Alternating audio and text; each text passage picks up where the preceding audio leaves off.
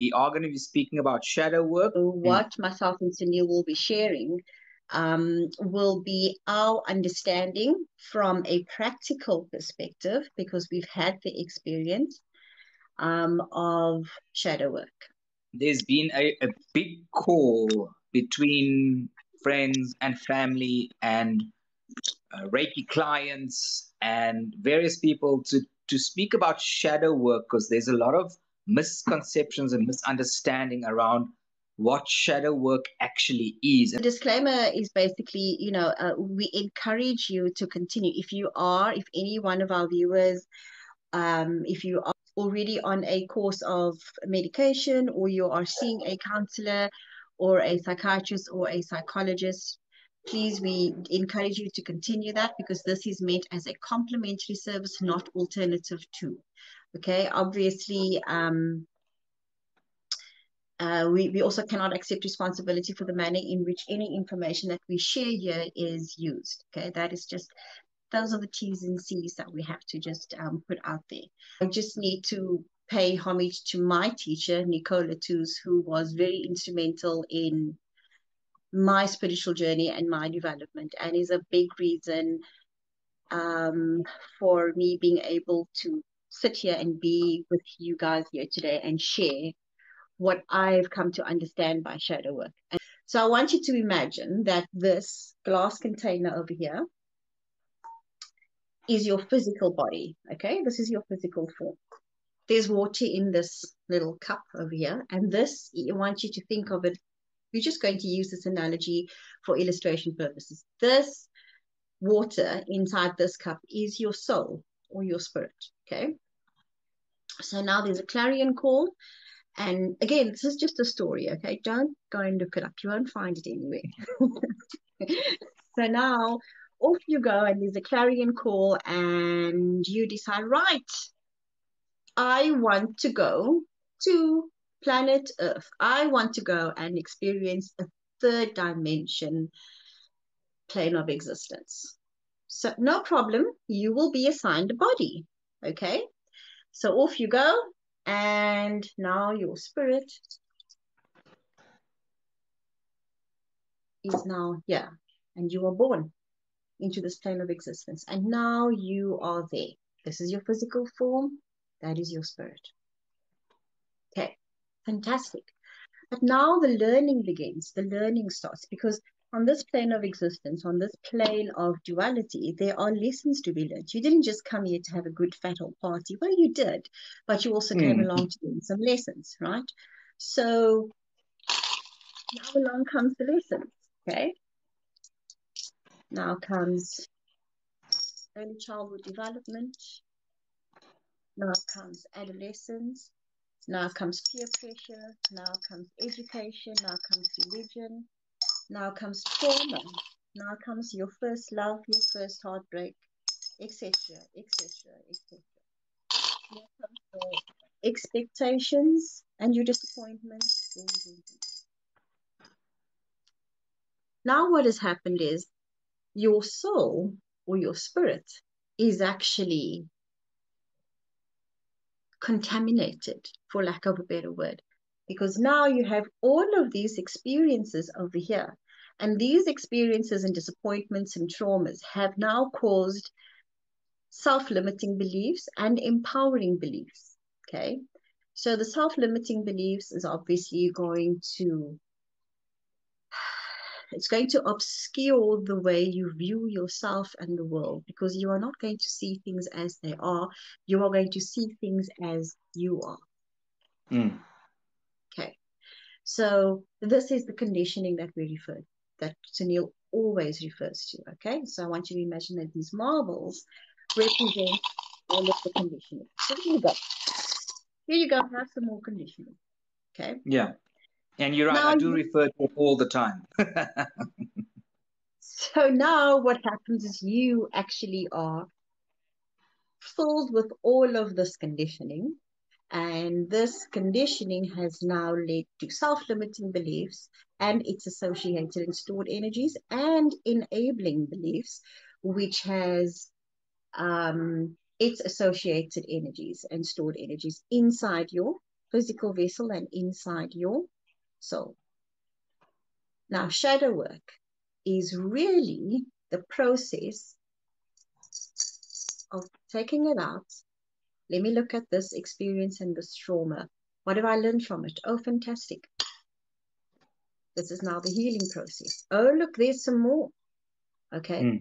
But now this particular trauma and its limiting belief has created in and of itself more self-limiting beliefs. It has branched out. Okay. So it's not just this, it's a network of limiting belief systems and things that we tell ourselves, and then the egoic mind goes and adds some more stuff and some more and some more and some more and some more.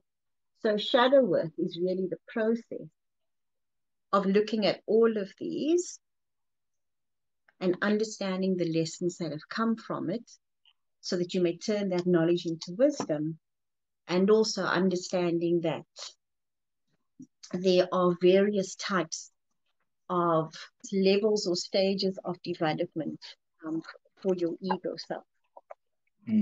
But it's also if I can chirp in there, and you can correct me if I'm wrong, but it's also about acknowledging that they are there and that they exist, these experiences. Absolutely. And also knowing that even though you may have taken the marble out of the glass, the marble will always be there. You're just more aware. It's the parts of you that you don't want to show necessarily to people or to anybody yourself, because it's a bit of a shock to the system sometimes. And for those of us who have done some intense shadow work, will realize that you sometimes go, "Who is this? What just happened? What just happened Absolutely. here?" Yeah, it is. So as Neil says, yes, the acknowledgement and doing the groundwork and doing the behind the scenes work of consciously, because first you have to self-actualize. There's no point in like not even being aware that you have these egoic states, okay, or stages of development. So if you have to self-actualize, and sometimes just the process of self-actualizing is exceptionally painful because you are asked to face yourself. You are being asked to have an honest look at yourself and to acknowledge all the parts of you, whether you feel, no matter what you feel about it, irrespective of your perception of that part of yourself, you are being asked to be honest about it, to acknowledge it, and then Yes. to acknowledge your part in the drama that you have created and perpetuated by Yes. leaning into these patterns of behavior. Yes. And then you have to choose. You must choose. Yeah. What do I do? So I think one of the most important things, besides everything else that you've said, is that you must choose. Absolutely. Because some people choose not to go on this path because it's what Keshi's saying here. It's so uncomfortable. It can be extremely uncomfortable because it's out of what the norm, it's out of what you're used to doing and carrying on with your daily life, whether it's your inner demons you're having to suddenly deal with or meet, or actually meet without judgment. I think this is the hardest part for many of us. And you'll know, you of all people, Girl with Reiki Rays, I struggled with that. I struggled with the judgment part big time a good couple of years ago. And then when it happens, it's like, oh, okay, I can love this person, give them their space, or love this experience, understand that it's there, and then proceed with my life. And we still slip once in a while, but you become more aware, and it doesn't swallow you up into this dark, dark hole when it does. Question here is do you guys think it does? Yeah, that's the question. Do you guys think it does have a lot to do with your inner truths? I would say yes, to a large extent. It does got to do with your inner truths, because people that I say it a lot, speak from your place of truth. What does speaking from a place of truth actually mean? Another thing girls Reiki Rays will tell you that I struggled with big time is telling this part here, this brain over here, to shut up. I struggled a lot to tell this, because you need to speak from here, and many people don't understand how to do that. So yes, I do agree with that. So what do you think, girls Reiki Rays? Do you think it has a lot to do with speaking with inner truth? Absolutely, it does. It has to do with that. But I find that a lot of people saying inner truth is a little bit abstract, okay? Because what does that mean? What does that look like? What Hmm. exactly What are you talking about? Can you define what inner truth is? And so I actually stumbled across a couple of months ago, I stumbled across a very nice little passage that defines it quite succinctly. And if I may, I would just like to read that to everyone, if that's okay. No, go for it. Go for it. Go for it. Okay, so it's from the book The Essence of Rumi, okay, by the author John Baldock. Okay, that's the book. Again, I'm not being paid. It's just I wanted to share this with you. So essentially it's saying that there are 7 types of soul, self, or ego. Okay. Don't think of it as types, but rather as stages of development, because that's what I prefer to look at it, to look at it as. Yes. And it. So the first one is and you will recognize previous versions of yourself, or even current versions of yourself, or you may not say versions of yourself, but you may recognize or you may resonate with previous patterns of behavior that you've indulged in, or current patterns of behavior that you are indulging in. And so when I read this to you and it does strike a chord with you, please don't identify, okay? Just listen. Don't identify, don't attach to it. Just acknowledge it. Just observe it is really all that I'm saying. Do not make it part of your identity. So the first one is the commanding or compulsive obsessive self, also known as the carnal or animal self, governed by its desires, passions, and instincts. The accusing or blaming self corresponds to the awakening of conscious and a realization of the extent to which one's actions are controlled by the soul, self, or ego. The inspired or balanced self marks the beginning of genuine spiritual integration and a release of the self from the tyranny of physical instincts and the desires of the ego. We are Mm. very familiar with this. Oh yeah. Yeah. The tranquil self, or self at peace, as its name implies, has attained a degree of detachment from worldly concerns and an increasing awareness of the presence of prime source in all things. The fulfilled or satisfied self is the initial merging or union of the individual with prime source. The fulfilling or satisfying self, also described as the self of total submission, is the merging of prime source with the individual. There is a Mm. difference there.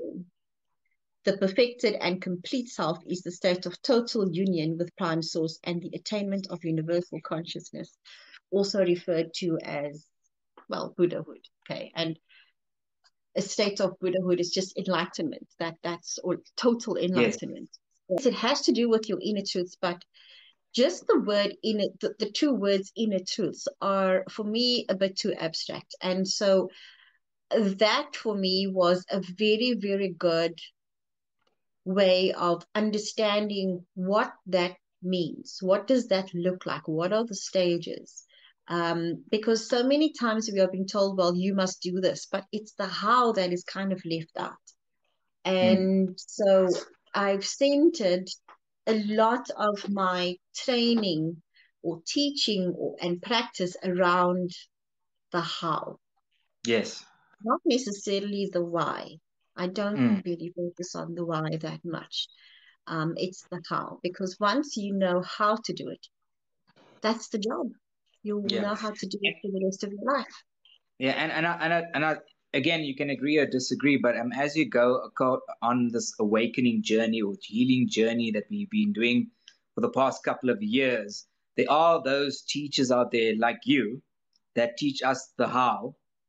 Because Girl with Reiki Rays is my teacher, or was, is, Yes.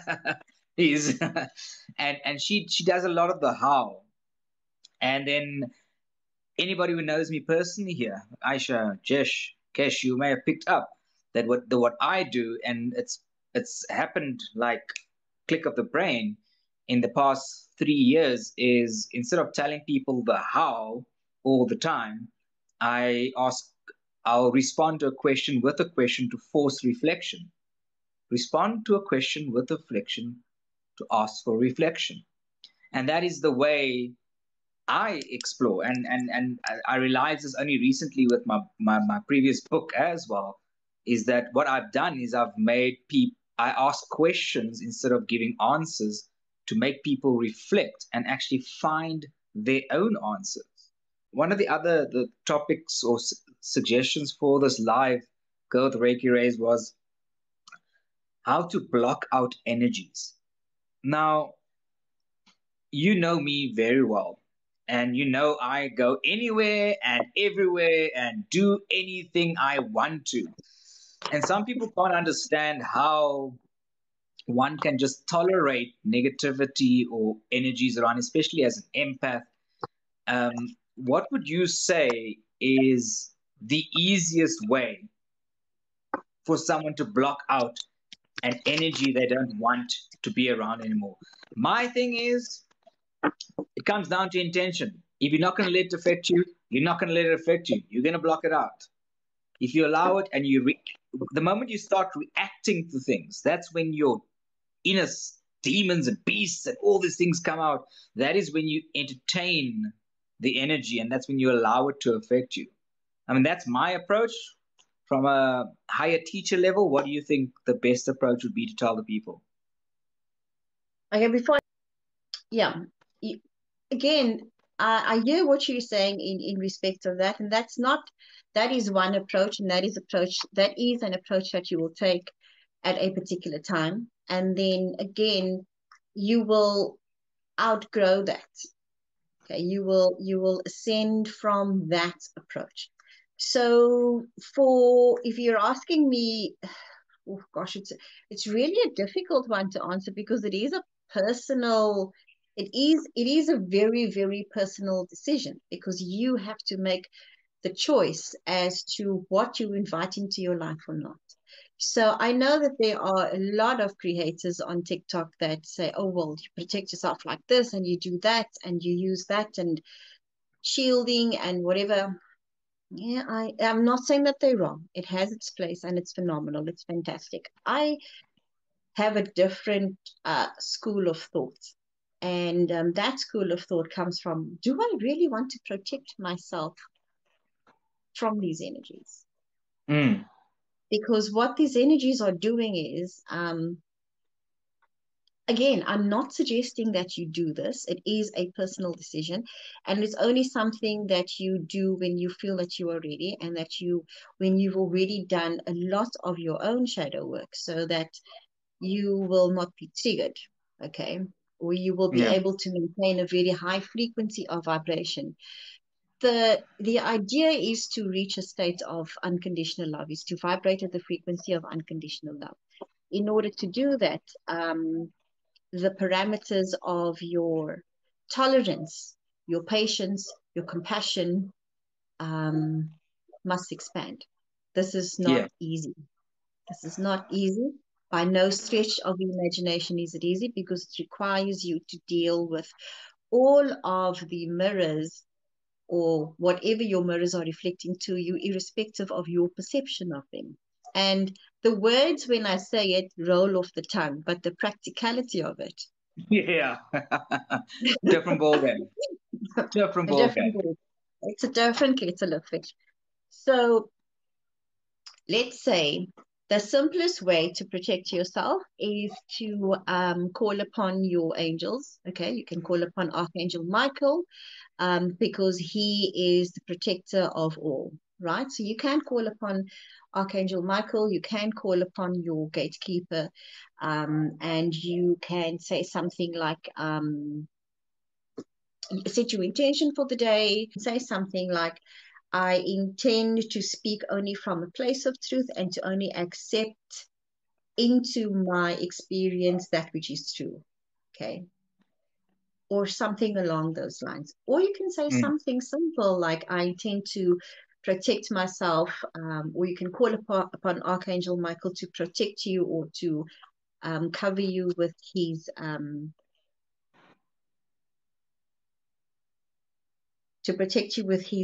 sword with his blue sword of light. One of the other approaches, and as Girl with Reiki Race has said, is that everybody approaches these things from a different perspective, different way, depending on where they are in their life, how they're going to deal with the mirrors. But one of the things which I have personally found really helps is, and that's probably why I'm so tolerant of people, is acknowledging that people are just who they are. And sometimes you will see parts of yourself in somebody else, and you need to become to the state of awareness. You need to become aware to the point where you go, oh, this is why they do this. This is why they do that. Let them be. Just let them be. Just let them be. Well, the moment just let people be, and you acknowledge why you react the way you do or why you say the things you do, your life will change. Absolutely. So for me, my approach is when I do feel that, now I need to protect my energies and my space, I do a clearing. And then what I do is I just go, okay, let's breathe, let's do the infinity breath. But I choose not to protect myself because for me, it's a major gift to be given the opportunity by the universe to transcend or to gain the knowledge from a particular experience. Yeah. And your mind will give you knowledge, but it's your heart that gives you wisdom. So Yes.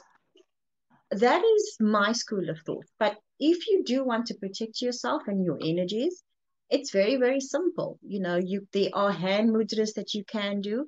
There are certain times that you do need to, just quickly. Right, there's difference between stopping an energy vampire, okay, from actually feeding on you and taking away all of your prime energy. So there are tricks that you can, I say tricks, it's not the right word. There are, there are, Methods. yeah, there are methods that you can use to stop them, to protect your energy. Okay.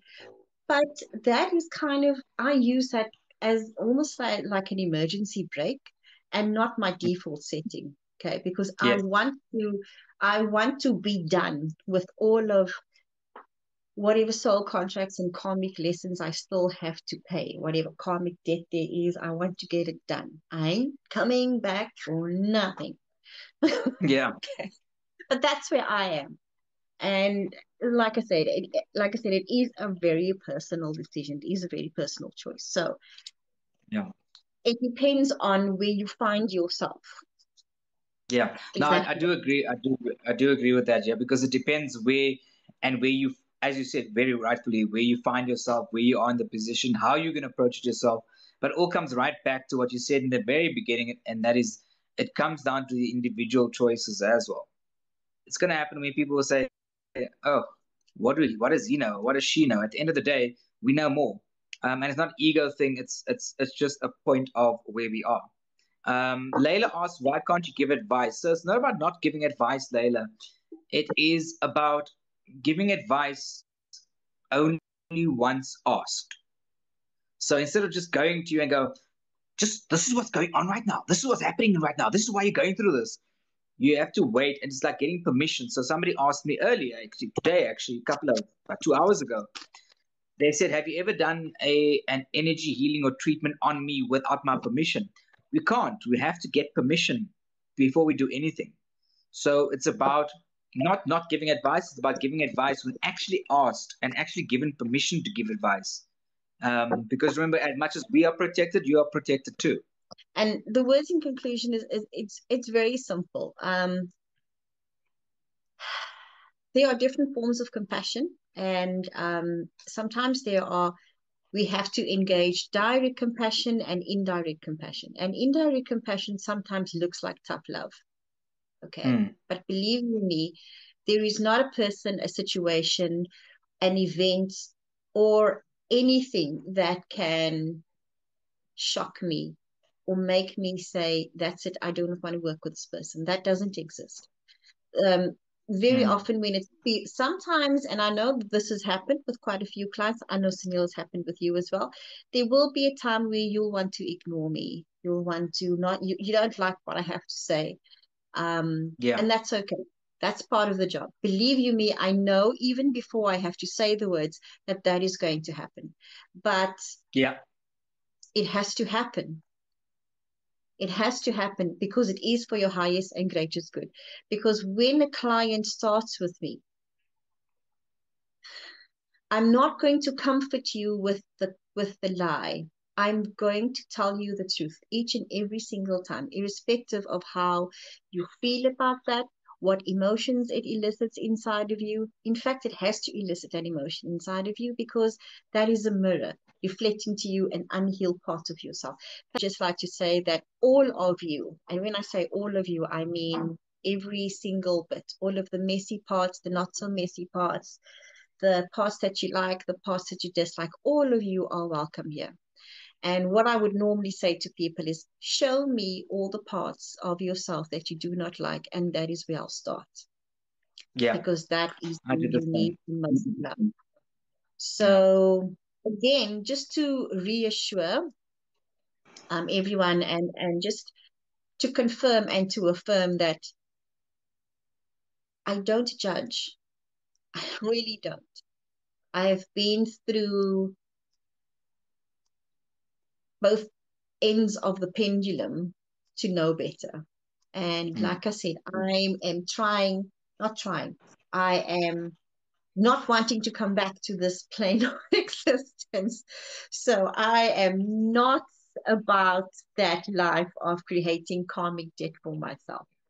Yeah. So that's, and yeah, that is in conclusion what I'd like to say. And I just want to say thank you very much and for joining me for this, because I had at a moment was going to do it on my own, and then I thought, you know what, I need to bring my teacher on board with this as well, because I think collectively we are very powerful together. Let's not lie. absolutely, We are extremely powerful healers, but also the message will get across to the right people, and what will resonate with them, and that's absolutely, what I encourage people to do the shadow work. And you know what? If you don't, it is your journey. absolutely. And that's Yeah. okay.